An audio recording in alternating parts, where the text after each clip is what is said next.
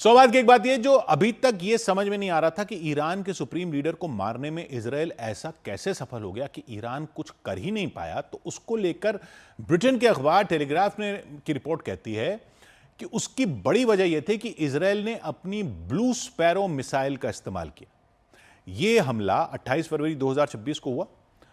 जगह थी तेहरान में पास्चर स्ट्रीट वाला उनका कंपाउंड। यह एक बड़ा इलाका है जहां वो मीटिंग के लिए आए थे। इजराइल ने इस ऑपरेशन का नाम रखा था ऑपरेशन एपिक फ्यूरी। यह हमला अमेरिका के साथ मिलकर किया गया और इसकी तैयारी हुई 20 साल तक।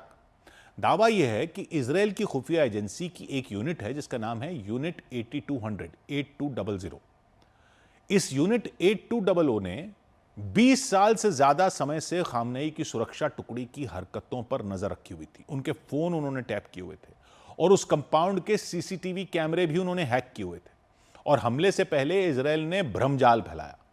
हमला हुआ था शनिवार को। उससे पहले शुक्रवार को इजराइल की सेना ने फोटो डाल दी, खबर फैला दी कि सेना के बड़े अफसर शुक्रवार को शबात की छुट्टी के लिए डिनर पर घर जा रहे हैं। यानी यह भ्रम फैलाया कि अब वीकेंड पर वो काम नहीं करेंगे, जो होगा वीकेंड के बाद होगा, ताकि अगर ईरान के जासूस नजर रख रहे हों तो उनको यही लगे कि अब वो घर के लिए निकल गए।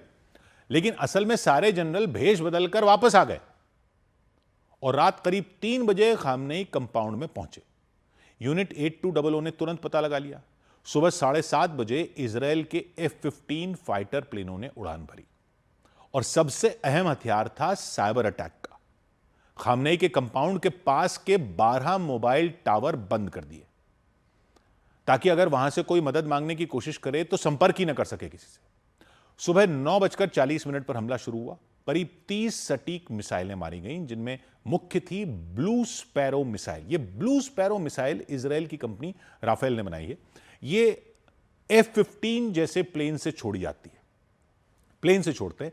और इसकी खासियत यह है कि छोड़े जाने के बाद यह नीचे नहीं जाती, यह पहले अंतरिक्ष में जाती है, ऊपर पृथ्वी के वातावरण से बाहर निकल जाती है।